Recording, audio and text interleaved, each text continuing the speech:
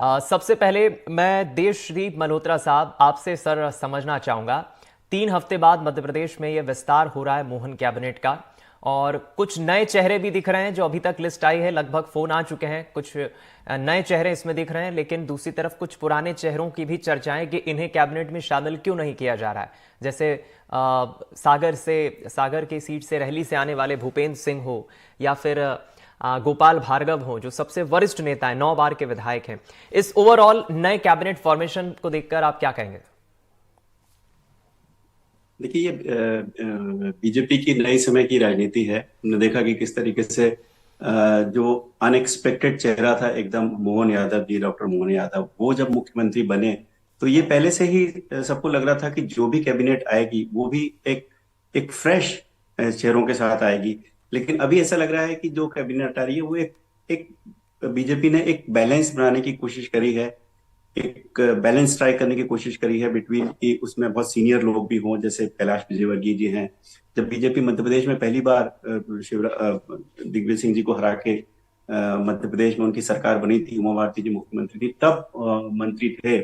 और बहुत सीनियर विधायक हैं, नेशनल जनरल सेक्रेटरी हैं बीजेपी के, वो मंत्री बनने वाले हैं। प्रहलाद पटेल जी बहुत सीनियर व्यक्ति हैं, बहुत बार मेंबर ऑफ पार्लियामेंट रह चुके हैं, अभी कैबिनेट, यूनियन कैबिनेट मिनिस्टर थे, मोदी जी के कैबिनेट के सहयोगी थे, वो मंत्री बनने वाले हैं। उसके अलावा फिर हमने देखा कि बहुत जो फर्स्ट टाइमर्स हैं, जैसे कृष्णा गौर जी हैं भोपाल की, वो मंत्री बनने वाली हैं। तो ऐसा लग रहा है कि बीजेपी ने एक बहुत सोच समझ के 2024 के जो लोकसभा चुनाव हैं उसके मद्देनजर एक बैलेंस स्ट्राइक करने की कोशिश करी है, जिसमें सीनियर चेहरे हैं, एक जो नई पीढ़ी है लीडरशिप की, वो डेवलप करने की कोशिश करी है। वही मेरे ख्याल से उनका सोच है। जो हम कहते हैं कि कुछ जूनियर चेहरे आ रहे हैं, हालांकि वो जूनियर इन द सेंस कि पहली बार मंत्री बन रहे हो, लेकिन बहुत समय से वो विधायक हैं। उसके बाद फिर बीजेपी ने ये भी कोशिश करी है कि वो कास्ट का भी, इक्वेशन का भी ध्यान रखे, कि जो नंबर ऑफ शेड्यूल कास्ट मंत्री हो, number of schedule tribe MLAs हो, उसमें बैलेंस रखा जाए। जो रीजनल जो जो जियोग्राफी है मध्य प्रदेश की, कि विंध्य प्रदेश से कितने होंगे, बुंदेलखंड से कितने होंगे, या महाकौशल से कितने होंगे, ये भी बैलेंस करने की कोशिश करी गई है इस मंत्रिमंडल में। फाइनल रूप हमको दिखाई देगा 3:30 बजे, थोड़ा और समय बाकी है, करीब 1.5 घंटे का, तो उस पर पिक्चर और ज्यादा क्लियर हो जाएगी। बिल्कुल, इसमें मैं भी एक चीज ये देख पा रहा हूं, जितना समझ पा रहा हूं, कि जिस तरह मोहन यादव को मुख्यमंत्री बनाया गया, वीडी शर्मा तो प्रदेश अध्यक्ष हैं ही, ये वो चौथी पीढ़ी है जिसके हाथों में अब बीजेपी और शीर्ष नेतृत्व बागडोर सौंप रहा है धीरे धीरे। और ऐसी ही कुछ तस्वीर, जितना मैं समझ पा रहा हूं, शायद हमें कैबिनेट में देखने को मिलेगी। मैं लौटूंगा आपके पास, हमारे पॉलिटिकल मेहमानों का हम रुख करें उसके पहले इजहार आपसे मैं समझना चाहूंगा। अभी लगभग 2:15 बजने को है, क्या हलचल भोपाल में चल रही है? कई विधायक पहुंच चुके हैं, कईयों को कल रात को ही फोन आ गया, कईयों को सुबह फोन आया। क्या हलचल इस वक्त भोपाल में चल रही है? क्योंकि लगभग 1.25 घंटे बाद शपथ ग्रहण समारोह होगा। वीडी शर्मा भी अभी प्रेस कॉन्फ्रेंस करने वाले खबर मिली है। बिल्कुल, देखिए, आपसे थोड़ी देर बाद जो बीजेपी के प्रदेश अध्यक्ष है वीडी शर्मा, वो प्रेस कॉन्फ्रेंस करने वाले हैं, और बंसल वन बिल्डिंग में जो मीडिया सेंटर बनाया है बीजेपी ने, वहां पर वो प्रेस कॉन्फ्रेंस को करेंगे। अगर हम बात करें मंत्री बनने वाले विधायकों की, तो कहीं ना कहीं कई सारे ऐसे नेता हैं जो कई सारे ऐसे विधायक जो पिछले कई दिनों से भोपाल में डेरा डाले हुए थे। उन्हें उम्मीद थी कि उनका नाम मंत्रिमंडल में शामिल होगा, और ऐसे में जब वो भोपाल से काफी दूर रहते हैं, 200 किलोमीटर, 300 किलोमीटर, 400 किलोमीटर दूर रहते हैं, तो कहीं ना कहीं उन्हें आने में कोई सुविधा ना हो, जिसके चलते पिछले 3-4 दिन से वो लगातार भोपाल में बने हुए थे। अगर हम बात करें सूचना देने की, तो कई ऐसे विधायक हैं जिनको ये पहले ही बोल दिया गया था कि आप 25 दिसंबर को भोपाल में रहेंगे, तो कहीं ना कहीं उन्हें एक संकेत मिल गया था कि उनको मंत्रिमंडल में शामिल किया जा सकता है। उसके बाद सुबह से जो आसपास के रहने वाले हैं या फिर भोपाल वाले हैं, उनको सुबह से जो है संदेश पहुंचना शुरू हो गया कि आपको आज शपथ लेनी है। हमने देखा कि कल रात तक जो, अगर हम बात करें विश्वास सारंग के घर की बात करें, उनके बंगले की बात करें, कृष्णा गौर के बंगले की बात करें, तो कहीं ना कहीं कार्यकर्ताओं का वहां पर हुजूम जरूर लगा था। लेकिन सभी के मन में एक सवाल था कि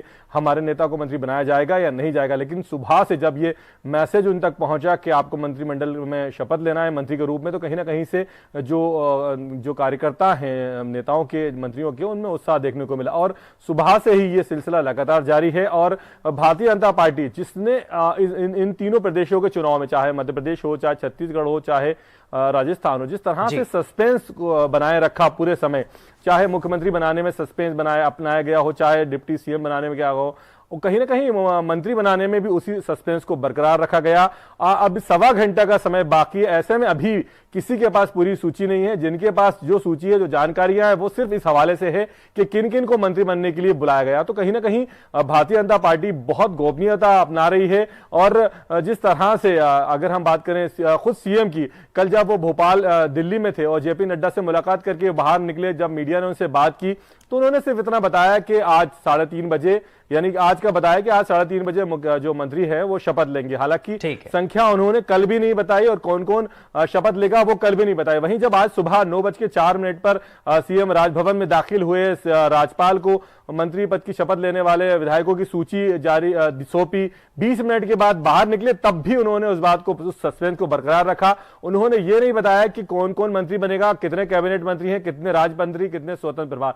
तो कहीं ना कहीं 1.25 घंटे का समय बाकी है और अभी भी सभी के मन में कहीं ना कहीं कुछ कुछ थोड़ा हल्का फुल्का डाउट बाकी है। कई नेता ऐसे हैं जिनकी स्थिति स्पष्ट हो चुकी है, जिन्होंने भोपाल में डेरा डाला हुआ था, वो तैयारी में है राजभवन पहुंचने की। वहीं कहीं जो आसपास के जो विधायक हैं जिनके पास सूचना पहुंची है, तो वो भी भोपाल पहुंचना शुरू हो गए हैं। और चलिए ठीक है, 3:30 बजे कोई बड़ा अपडेट, कोई बड़ी खबर मिलती तो जरूर इजहार हमसे साझा करिएगा, बने रहे हमारे साथ। अब हमारे दो राजनीतिक मेहमान जो हमारे साथ बने हुए हैं, कांग्रेस से ब्रजभूषण नाथ जी और बीजेपी से दुर्गेश केसवानी जी, उनका रुख कर लेते हैं। सबसे पहले दुर्गेश जी, आपसे समझना चाहूंगा, आप थोड़ा बेहतर ढंग से समझा भी पाएंगे पार्टी के भीतर क्या कुछ चलता है, या हम तक खबरें थोड़ा लेट पहुंचती है? आप तो पार्टी के एक बड़े कार्यकर्ता, बड़े नेता भी हैं।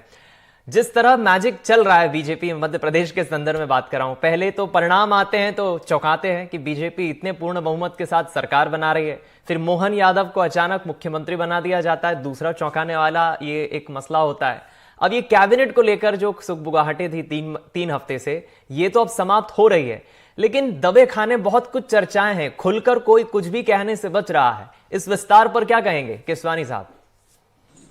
देखिए दीपक जी, निश्चित रूप से जब आप पूर्व में जो चुनाव का जिस दिन वोटिंग थी उस दिन भी मैं आपके चैनल पर था और मैंने आपको कहा था कि हम एक लैंडस्लाइड विक्ट्री की ओर बढ़ रहे हैं और परिणाम निश्चित रूप से वही है। हमने लैंडस्लाइड विक्ट्री की ओर अग्रसर हुए और प्रदेश में जनता ने जो 2003 से सतत हमको आशीर्वाद देती आ रही थी, 20 सालों से हमको अपनी आशीर्वाद दे रही थी, वो उन्होंने प्रचंड बहुमत से जिताने का काम किया। उसके बाद हमने यह भी कहा था कि कोई भी कार्यकर्ता होगा इन 100 विधायकों में से, उनमें से ही निकल कर आएगा और माननीय मोहन यादव जी के नाम पर हमारा जो सामूहिक निर्णय होता है हमारे नेतृत्व के द्वारा, उस नेतृत्व ने सामूहिकता से निर्णय लिया और मोहन यादव जी को मध्य प्रदेश का मुख्यमंत्री मनोनीत किया, विधायक दल से चुने गए। साथ ही उसी दिन 2 मुख्यमंत्रियों की भी शपथ हुई और राजेंद्र शुक्ल जी, जगदीश देवड़ा जी, उनको मुख्यमंत्री बनाया है। और बहुत दिनों से वो की स्थिति मीडिया में रोज इस बात को कि कब बनेगा मंत्रिमंडल, कब क्या, हमारा विपक्ष आरोप लगाता रहा, आरोप कि सरकारी काम में बाधा आ रही है या नहीं, पर आज माननीय मुख्यमंत्री ने कल स्पष्ट कर दिया, आज 3:30 बजे नया मंत्रिमंडल शपथ लेने जा रहा है। इस मंत्रिमंडल में दीपक जी वरिष्ठ नेता भी रहेंगे, युवा विधायक भी रहेंगे और महिलाएं, हर वर्ग को उसमें रखने का काम किया गया है। मध्य प्रदेश को माननीय मोदी जी की मंशा अनुरूप कैसे मध्य प्रदेश टॉप 3 राज्यों में आए, उसके लिए सभी मिलकर काम करेंगे। हमारा मंत्रिमंडल, हमारे मंत्रीगण, मुख्यमंत्रीगण, हमारा संगठन, माननीय प्रदेश अध्यक्ष वीडी शर्मा जी और संगठन का प्रत्येक कार्यकर्ता जो हमने और माननीय मोदी जी ने जो गारंटी दी है उसको काम करने का काम करेंगे और आप देखेंगे कि मध्य प्रदेश विकास की गति पकड़ेगा, विकास के रथ पर सवार होगा। और जो माननीय मोदी जी, क्योंकि हमारा कैंपेन ही ये था कि एमपी के मन में मोदी और मोदी जी के मन में एमपी, तो उनके अनुरूप टॉप 3 राज्यों में से मध्य प्रदेश आए, उसके लिए हम सभी काम करेंगे। चलिए, यानी धीरे से बीजेपी अब जिस तरह से आगे बढ़ रही है, चौथी पीढ़ी की तरफ बढ़ रही है, और अपने शीर्ष नेताओं का नाम लेते हुए दुर्गेश जी बता रहे हैं कि भारतीय जनता पार्टी मध्य प्रदेश में सरकार किस तरह से आगे बढ़ रही है। इस चर्चा को जारी रखेंगे। अब चूंकि मध्य प्रदेश में विपक्ष में कांग्रेस है, ऐसे में ब्रजभूषण नाथ जी बेहतर ढंग से समझा पाएंगे। ब्रजभूषण जी, आपसे अब मैं समझना चाहूंगा, भले ही परिणाम आने के बाद कांग्रेस के इस परफॉर्मेंस पर, कांग्रेस की इस मेहनत पर भले ही किसी ने कई लोगों ने सवाल खड़े किए हों, लेकिन मैं समझता हूं लोकतंत्र में एक मजबूत विपक्ष का होना बहुत जरूरी है। आप इस वक्त एक विपक्ष की भूमिका में हैं। आपके प्रदेश अध्यक्ष बदल गए हैं, प्रभारी बदल गए हैं, जिम्मेदारी अब आपकी और बढ़ेगी, लेकिन कैसे फाइट करेंगे? आगे चलकर लोकसभा चुनाव भी आ रहे हैं, विस्तार तो आज कैबिनेट का हो ही रहा है, लेकिन कांग्रेस पार्टी की इसमें कैसी अहम भूमिका होगी विपक्ष में? दीपक जी, निश्चित तौर पे आज का जो दिन है वो मध्य प्रदेश के लगभग 8 करोड़ जनता के लिए अच्छे संकेत है कि आज मध्य प्रदेश में मंत्रिमंडल का गठन हो रहा है। और दुर्गेश भाई के लिए मैं एक शेर सुना देता हूं कि तेरे जीत से ज्यादा हमारे हार के चर्चे हैं। तो बाकी दुर्गेश भाई आप हंसेंगे जरूर इस बात पे। ये जो शेर है आप ही का शेर है जो मैं आप पे दोहरा रहा हूं। तो मध्य प्रदेश में लगभग काफी मंत्री लोग इस सूची में शामिल हैं, और अगर मेरे पास सही जानकारी है तो लगभग 28 लोग विधायक जो हैं मध्य प्रदेश के वो आज शपथ लेंगे, जिसमें से 18 मंत्री रहेंगे और लगभग 6 राज्य मंत्री स्वतंत्र प्रभार रहेगी और 4 लोग ऐसे रहेंगे जो राज्य मंत्री रहेंगे। हो सकता है कि मेरा भी विश्वास सूत्र गलत हो जाए, लेकिन मेरे पास ऐसी जानकारी है। और सभी को मेरी तरफ से अभी तो शुभकामनाएं, जो 3:30 बजे शपथ लेंगे, सभी को शुभकामनाएं कि मध्य प्रदेश की जनता ने उनको जनादेश दिया है और मध्य प्रदेश की जनता के अनुरूप जिस प्रकार से जनता ने विश्वास किया है भारतीय जनता पार्टी के नेताओं पर, भारतीय जनता पार्टी पर, वो उस पर खरा उतरेंगे। रही बात दीपक जी हमारी कांग्रेस की, तो निश्चित तौर पर कांग्रेस पे जीतू पटवारी जी, उमंग सिंगार जी और हेमंत कटारे जी उपनेता के रूप में हमें मध्य प्रदेश के कांग्रेस को मध्य प्रदेश में 2 करोड़ 10 लाख जो वोट हम कांग्रेस को मिले हैं, उन सब के विपक्ष की अहम भूमिका के रूप में वो हम लोग निश्चित तौर पर निभाएंगे। और जहां भी भारतीय जनता पार्टी के कोई भी मंत्री नेता गलत काम और जनता के हित में काम न करते हुए अहित करेंगे, हम उसको पुरजोर विरोध करेंगे, सड़क पे करेंगे, विधानसभा में करेंगे, और जहां भी संगठित होने की जरूरत पड़ेगी हम उनको भारतीय जनता पार्टी को आईना दिखाने का काम निश्चित तौर पर सड़क पे जीतू पटवारी जी प्रदेश हमारे मार्गदर्शक के रूप में रहेंगे, और विधानसभा में हमारे हेमंत कटारे जी और उमंग सिंगार जी नेता प्रतिपक्ष के रूप में मध्य प्रदेश में विधानसभा घेरने का काम करेंगे। और निश्चित तौर पर दीपक जी मध्य प्रदेश में मैं आपको विश्वास दिलाना चाहता हूँ कि मध्य प्रदेश में नया मंत्रिमंडल होगा और नए मध्य प्रदेश में नए कांग्रेस कार्यकारिणी नया गठन होगा, और बहुत अच्छा रहेगा मध्य प्रदेश की जनता के लिए, मध्य प्रदेश की जनता के हित के लिए, कि हम सब मिलकर मध्य प्रदेश में जो वादे किए हैं, मध्य प्रदेश में जो जिस प्रकार से लाडली बहना की बात करी थी शिवराज सिंह चौहान जी से, और शिवराज सिंह चौहान जी ने कहा था कि हम 1250 से लेके 3000 रुपए तक देंगे, तो हम सबका प्रयास रहेगा कि जो आपने घोषणा करी है 450 रुपए सिलेंडर देंगे, मध्य प्रदेश में लाडली बहनाओं को एक मकान देंगे, बेरोजगारी दूर करेंगे, मध्य प्रदेश में बलात्कार नहीं होगा, मध्य प्रदेश में अपहरण नहीं होगा, मध्य प्रदेश में नए उद्योग धंधे लगेंगे।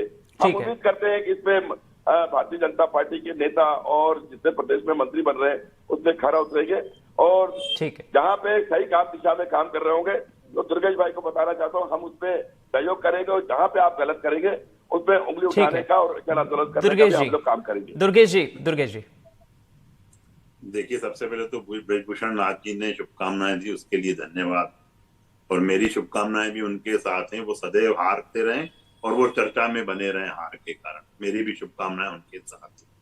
पर रही बात जो जन आकांक्षाओं पे खरे उतरने की, वो हम हमेशा से ही करते आए हैं, और हम जन आकांक्षाओं की वजह से ही आज हम मैदान में 2003 से लेकर आप देखेंगे दीपक जी कि सतत जनता हमको इसलिए आशीर्वाद देती आ रही है कि हम जनता के दुख में, दर्द में, तकलीफ में, कष्ट में खड़े रहने का काम करते हैं, हम जन आकांक्षाओं पे खड़े उतरने का काम करते हैं, तब जनता आशीर्वाद देती है। और जनता ने जो हमें प्रचंड बहुमत दिया है, हम निश्चित रूप से जो माननीय मोदी जी की गारंटी है, हमारा संकल्प पत्र है, उसको अक्षरशः पालन करने का काम करें।